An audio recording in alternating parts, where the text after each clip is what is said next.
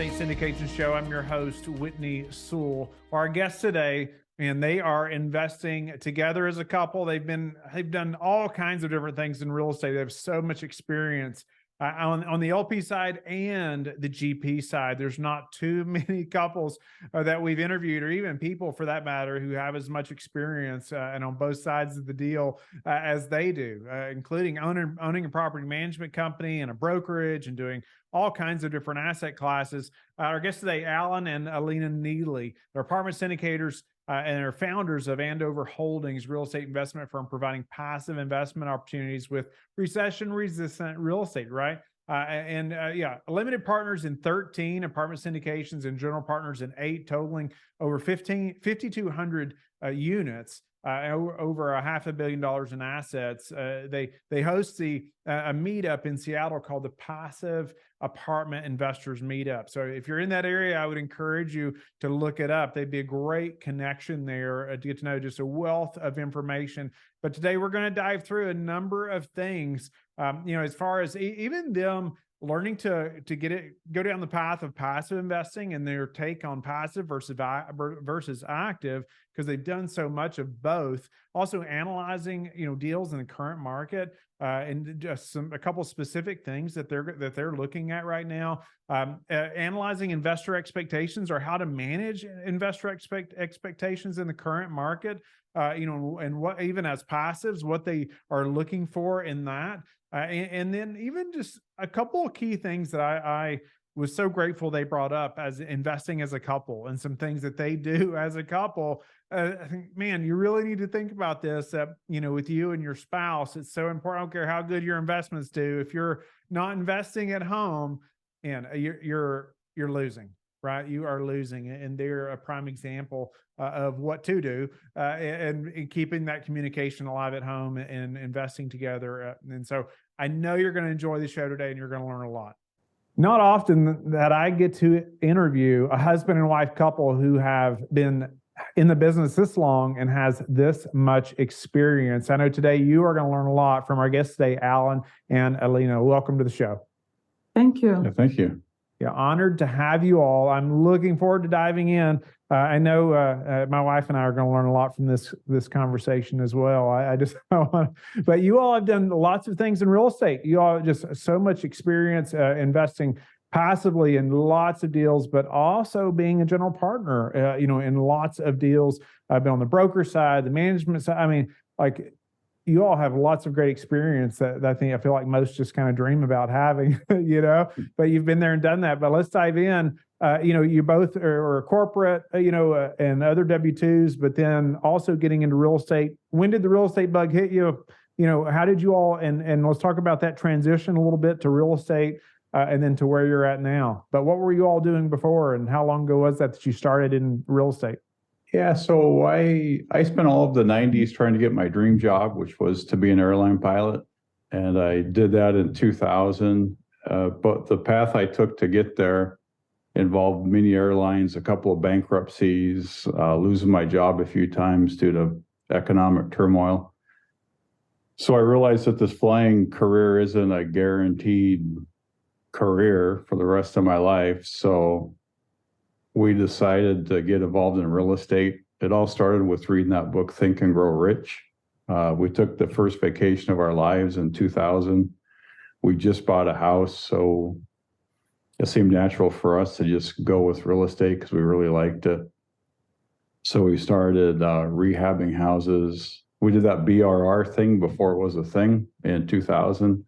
So we bought the house, rehabbed it, refinanced it, and then we'd move out and go buy another house. And then in 2004, we started bulldozing houses and started building townhomes, which led to having a portfolio of build-to-rent houses, which led to starting a property management company to manage some of her clients from a real estate brokerage, some of their properties. And then in about 2017, we kind of hit that number that you can retire at, but we couldn't because our cash flow was so bad. So that's when we started looking at bigger multifamily, and we did everything in Seattle up to 2017. So then we started looking at Texas and got involved in building some apartments in Tennessee. And yeah, so now I forget how many deals total. We're currently in 13 deals passively and 8 as general partners. And we love the passive investing much more than being a general partner. There's a lot less risk. There's a lot less to do. It buys your free time, which is ultimately the ultimate goal. the ultimate goal. If you don't learn to passively invest, as most people know, you'll work forever. You work till your last breath.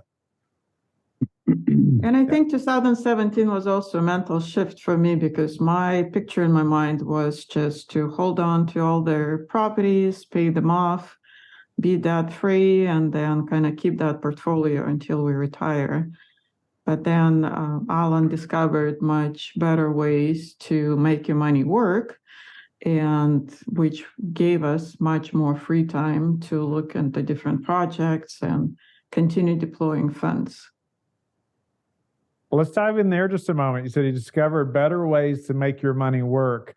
And I know the listeners are thinking, oh, wait a minute, I want to know the better ways, right? To make your money work. What did you discover there? And how did that change, what you all were doing? Debt, if used properly, debt is good. Credit card debt, your car debt, that's not good. Some people say your own house debt isn't very good, but there's 3 sets of books by a guy named George Antone, the Banker's Code, the Wealthy Code, and the Debt Millionaire. And he really goes through logically how the banking system works. And in the Wealthy Code and the Debt Millionaire, conservative debt, don't go crazy with your debt when you finance a property, but keep it reasonable. It's the best way to leverage your money and get bigger assets, and you can even leverage other people's finances. As a passive investor, we're leveraging the general partners' bankability or net worth, time and expertise. Liquidity, And it was really going passive and giving up that part of the control. At least for me, that was, I think, the controlling part. Having 3 or 4 of our houses, but then you're tied up to managing it, dealing with the tenants. And if your property goes vacant, you have 100% vacancy. But then when you really go in passively in the bigger multifamily deals, you are leveraging the expertise, the time, and the size of the project with the general partners. Speak to, analyzing those deals now, or are you all trying to move strictly away from, being a GP? It sounds maybe that way some. Is that kind of the plan, to move more completely passive, or? No, we still like being GPs. We have a lot of friends in Seattle that like to invest alongside of us. So for them, we kind of keep doing the GP thing too. Yeah. Okay. Yes. And I think in investing passively also for our businesses, we really been deploying the funds through the solo 401k. So those ones we can only invest passively. But then on the general partners deal, we still do a couple deals a year as general partners. Speak to analyzing, how you all are analyzing and looking at deals. And, if you could speak to that, maybe the current economic market, that'd be great. Or, how you're pursuing deals right now. Yeah, right now it's really tough.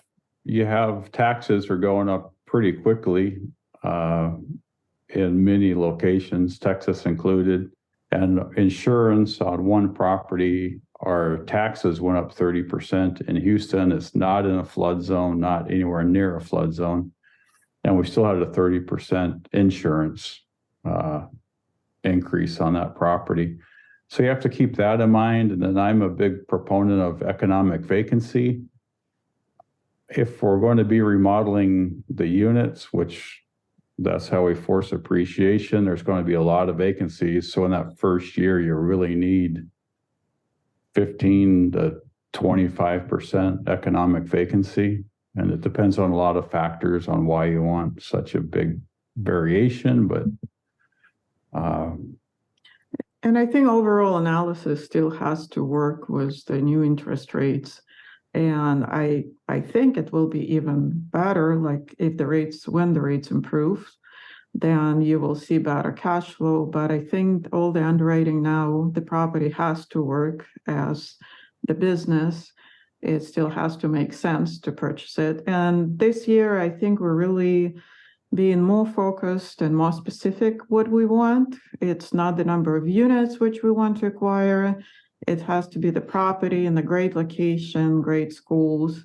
I think we're targeting more Class B properties, and it has to make sense financially.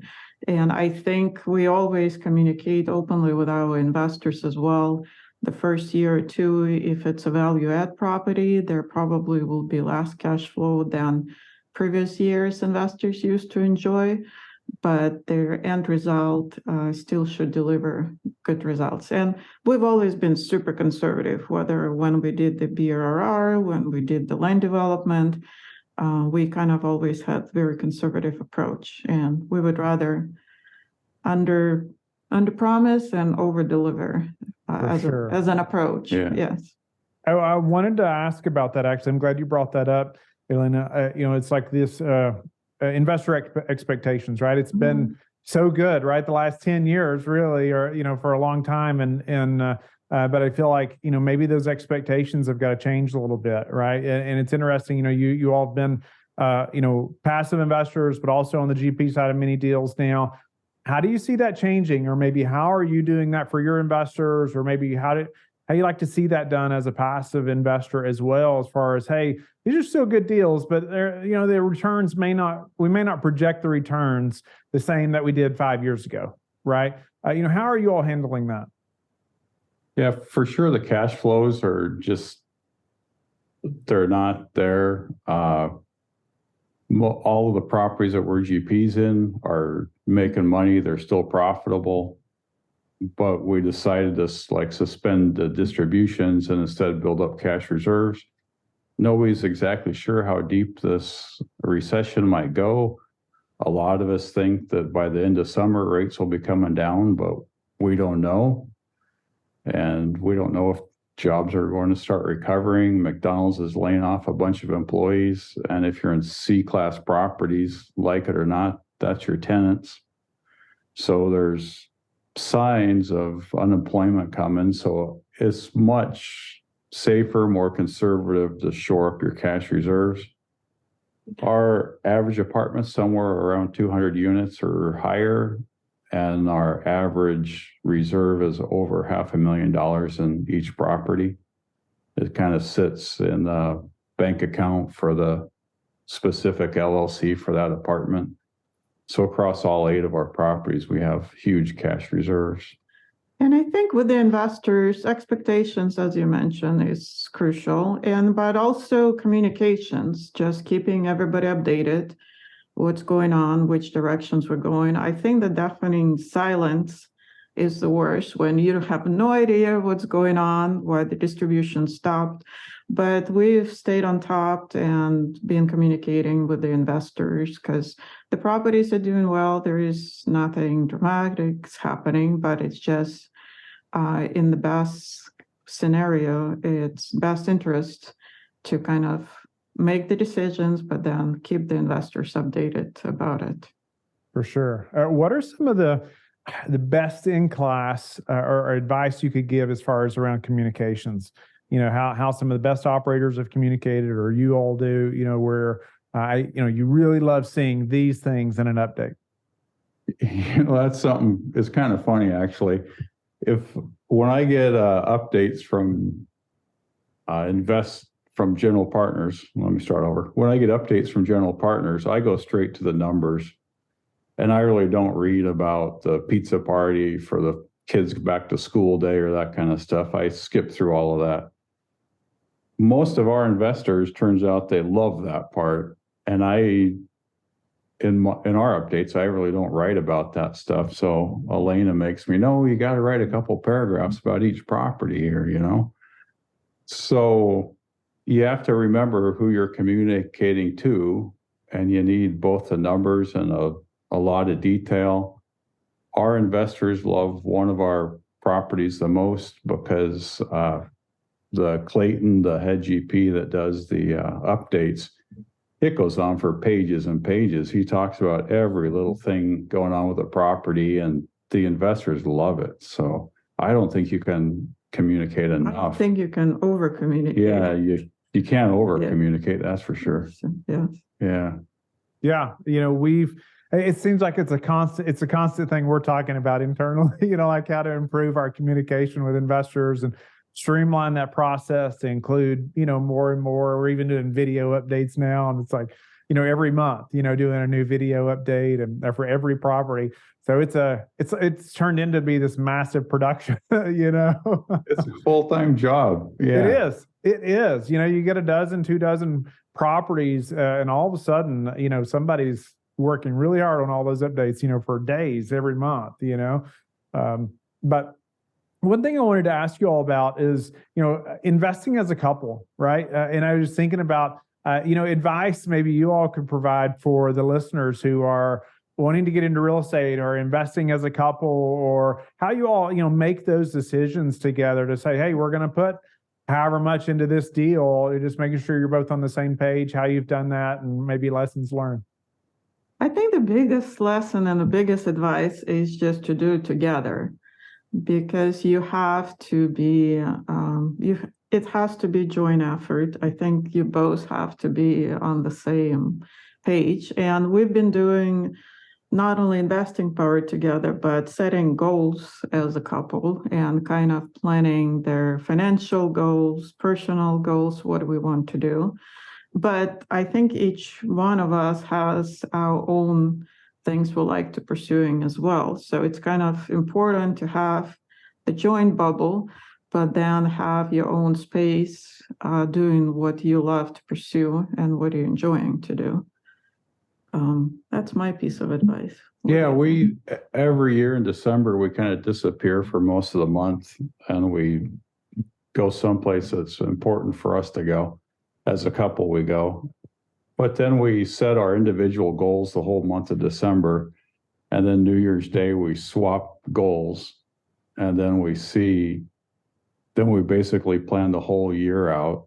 So we're basically planners. So we're always booked a year out. And it's just nice because I know what's important to her. She knows what's important to me. We've seen each other's goals.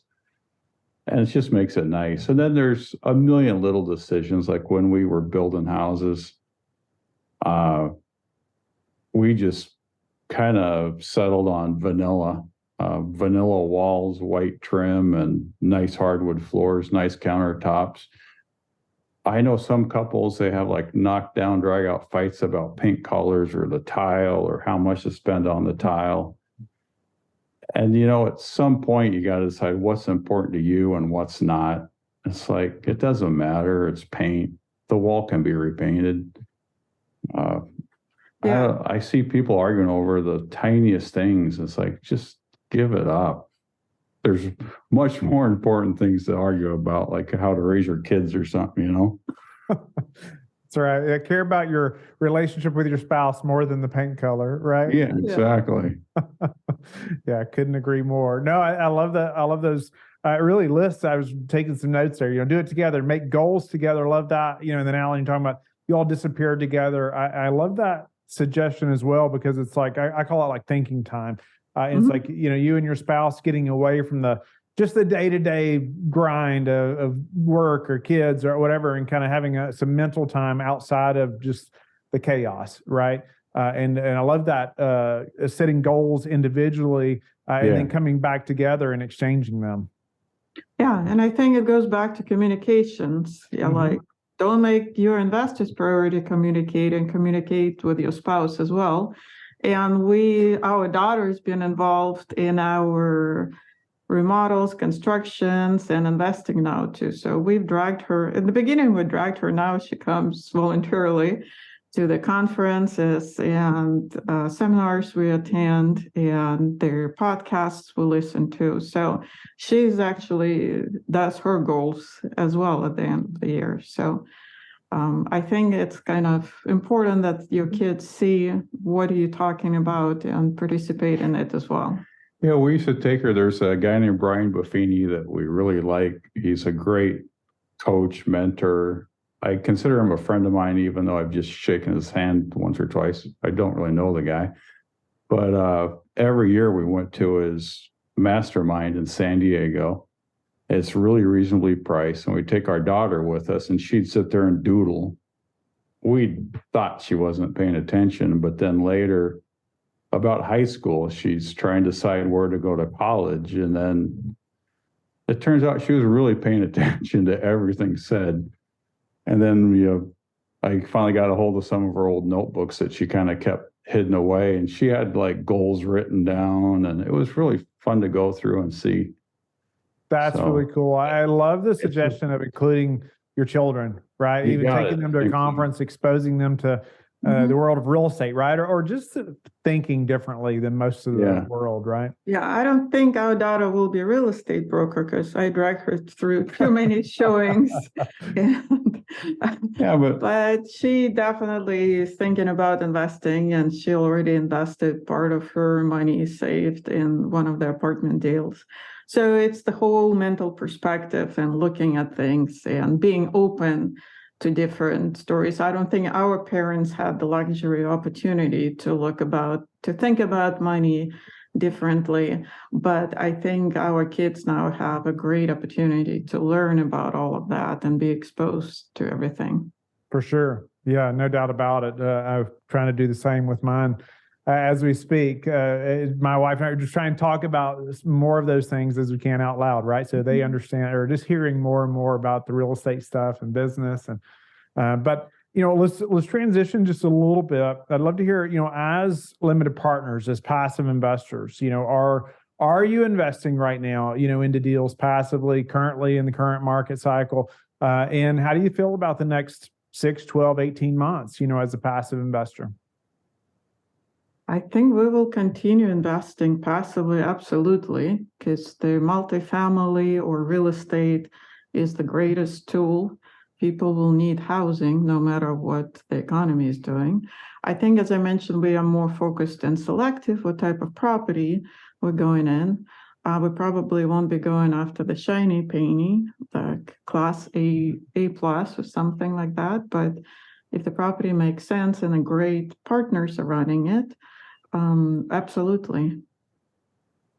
Awesome. Yeah. Anything else that go ahead, Alan? Anything else you would add? Yeah, like we settled on, we like the Class B properties. We'd love to find something built in the mid 80s that nobody's remodeled since it was built. It's just an easy way to force some appreciation with remodels.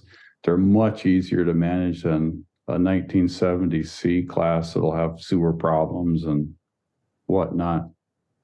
And yeah, with the interest rates going higher, eventually the apartment prices will be coming down once the sellers realize they have to sell. There's going to be a little bit of softening. I don't think it's going to be a catastrophic event coming, but I think there will be a few deals to be had. And I think it'll be the stronger GPs that can have certainty of closing the property that will ultimately get those really, really good deals. Yeah. Yeah, I agree. It's going to be, there's going to be some deals to be had, and I hope you have some dry powder, ready, for those. Yeah, keep cash in the bank. That's right. That's right. So no, it's encouraging to hear too that you all are, continuing to invest. I just know, numerous investors are just leery, right now. Should I still invest? Is the market, what's going to happen, right? What should we be doing right now? I just get a lot of questions like that from investors and different people, but so moving forward, as you all are investing passively, and I was thinking back, you used to have a management company as well. Do you look for operators that are vertically integrated now that you've owned a management company as well, or do you look, do you hope they have third party? What's kind of your philosophy now that because not many LPs have also owned a management company. I just wondered your take on that. I think our approach is, as we mentioned, to really leverage other people's expertise. So we really focusing on partnering up with the best property management company locally, who has 1,000 units under the contract, tens of 1,000 units under the contract. What we learned recently doing those remodels, it's really been beneficial working with property management company, which can do economy of scale and has other properties which are doing remodels, so they can really leverage really good contractors and bring that economy and scale on purchasing products in bulk and doing some massive remodels. So I think we don't have a goal of vertically integrating. We really would rather work with property management. Our experience helps us to ask the questions or stay out of the way. Sometimes is beneficial as well. And then just really partner up with great people and somebody who values their employees, and because it kind of goes both ways. Yeah, we were touring a property, and the head property manager for that property was on the phone with a judge. It's like if you're managing 100 units, no judge is going to call you up and say, hey, you know, what's going on with this client or something like that. It's not going to happen. But when you have 10,000 units in the submarket, the judge gets to know you pretty well, or know the company name at least. And it's like that works with the contractors and everybody else. So I think it pays to find very, very good quality property management companies. For sure. No, it's interesting. I just wondered, with your all's experience, like I said, not many LPs have had that experience as well. You mentioned, about $500,000 reserves, for every project. Is that just kind of a standard thing that you all do? So I often ask, how does somebody prepare for a downturn? We're going into a deal. None of us really know what's going to happen 12, 24 months from now, right? But whether we think there's going to be a downturn or not, we want to be prepared for it, right? Yeah. And so what are maybe a couple of those things that help you all to know you're prepared for something like that, or maybe a way that you even calculate reserves, or maybe it's just a standard amount? That's a good question. I guess we really don't calculate the reserves. We just saw the trend coming. Everybody kind of expected rates to go up. None of us knew how deep this recession would go. And it's always prudent to have cash. In 2008, we easily survived that downturn because we had over 50% equity in all our properties. I don't know, like 8 brand new townhouses or whatever we had back then. So we had a lot of equity. And so we had to give up $100 a month rent or something. That was about it. Typically, rents don't go down too much in a recession unless, the employment takes a massive hit. But it's just prudent to have cash. So coming out of 2008, we just created a big land bank and bought all the property we could in Seattle. And some of it we developed, some of it we sold with plans and permits, and some of it we just sold as is, whereas to other developers. Mm-hmm. And I think there is no magic formula, but even going through their personal finances or the business finances, it seems to be that the stability level is crucial before you go to next success level. So for personal finances, it's usually anywhere between 6 to 1 year expenses to help to keep as a reserve, so you have it available. Don't invest it passively. Don't take HELOC or second mortgage on your house, investing passively. And I think the same formula applies to the businesses or apartments. You need some certain amount of your mortgage payments and potential expenses coming up. And I think banks are also getting more strict now, like how much reserves you have for your capital expenses, how is it used, and how much cash reserves you have in general. Yeah, most lenders require like $250 per unit reserves, and that's kind of a joke. Most people, when they do their financial modeling, they go, "Oh, if the apartment goes vacant, then down to 75% occupancy, we can still survive. And then they go, or if we have to lower the rents 15%, we can still survive. It's like, if you're going to lose occupancy, your rents are going to go down too. You need to really combine those two. So I see a lot of funny stuff. I don't know, but I'm really conservative. That's why we don't do a whole lot of deals too. Yeah. No, just great advice. Great advice. I just love to hear how different people think about that and being prepared. And no doubt having cash on hand is crucial, right? Without cash, you crash. So we're in some deals with bridge loans and they need refinance. So our cash reserves is going to help us through that. And, our occupancy is high, our economic vacancy is low, so it'll be fine. All right, Alan, Elena, a few final questions, and these will be a little faster, but what's your best advice for passive investors? To not overanalyze the deals. We all wish we started earlier. I just would say, just look at the deals. And for us, I think the most crucial was even the general partners, than all their little tiny details about the deals. Find somebody you trust and somebody who will do the right thing, because it all boils down to how property will be managed. And start investing young and help that, the snowball start building up for your future. Yeah, I used to way overanalyze properties as a passive investor. And I think that was a dig on me. But you just need to invest. Find somebody that you really trust. And who already has a track record. Yeah. Mm-hmm. What are some of the most important metrics that you track? And it could be personally or professionally. That's an interesting question. I think for our personal and professional, it's been staying on the conservative side, working hard, because we're not 10x in a year people. It's all kind of been climbing the mountain one step at a time, and building relationships. Relationships been very crucial for us, whether it's our investors or business partners, lenders, property managers. I think it all starts with the people and the relationship you have with people and how you treat people around you.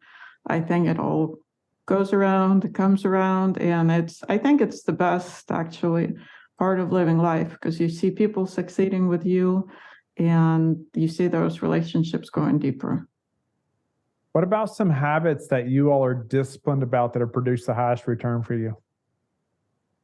She's highly disciplined at phone calls and I love following up with people. She's great at following up with people and reaching out to people all the time. And it's something I'm always working on, but yeah. What about together? Any habits that you all have? Like maybe you're up early together, or you go on a date every month together, or it's totally different. That's kind of the opposite. It's more of respecting the personal bubble, because he gets up at 5 a.m. I get up at 5 with a brain going, oh, we could do this, we could do that. That's me. I have all these ideas early in the morning, and she's like, we're not going to talk. But for us doing date nights, it's been really, we do date nights every week. You got to get out and not talk business and leave your phones in the car. Yes. So for us, that's kind of been critical. I think the only thing really throughout the years, even when our daughter was smaller, we still did things together as a couple. So now that our daughter is off to college, we still continue doing things together. So it's kind of very natural transition. That's great advice. My wife and I could relate to you all about the morning routine too, in a big way. I'm like, let's turn the music on, and like my mind is just going, and she's like, no lights yet. No, not yet. But no, I love the advice too on leave the phones in the car, go on a date, and continue that, or do it while your kids are young, and just, so you continue it. I think it's so wise. What about, how do you all like to give back? We've been educating a lot of investors about investing in real estate, and we've been very passionate about sharing information, sharing our experience. We've been pretty open book about our knowledge and experience and talking. I know Alan sometimes spends hours on the phone talking to people about the questions on analyzing the deals or investing. And he actually just was part of a book. It's called Next Level Your Life. And at the end, we can give information. We have it available for download for free. And we, on our website also, we post blogs and information about things we came across, which nobody talks about when talking about passive investing, and our advice, any information which could be potentially useful for somebody who is just starting out. And we also have a local meetup here in Seattle where we meet in person and have different people come across and share their experiences. So for us, it's all been about not only investing ourselves, but also educating others about that opportunity. Awesome. Well, I'm grateful to have had you both on the show. It's just always an interesting dynamic as a couple too, and just be able to dive in, in the couple dynamic and investing, but just grateful to hear, how you all are, your eyes were open to bigger deals and moving. You've done so many things in real estate, and you've learned so much, but how now you've passively invested and been on the active side of so many projects. And, we talked through new investor expectation and doing it as a couple, as far as, investing in deals. And I love the December getaway and the goal setting and all those things that we discussed. So thank you all so much for your time. Tell the listeners how they can get in touch with you all and learn more about you, and be sure to tell them where to find the book too. Yeah, so our email address is info@andoverholdings.com. And andoverholdings.com, there's a link to download the book. And yeah, those are the best ways to get a hold of us. And we're phone call people. Once you get our phone number, just pick up the phone and call me. Yeah, it's the easiest way to get a hold of me.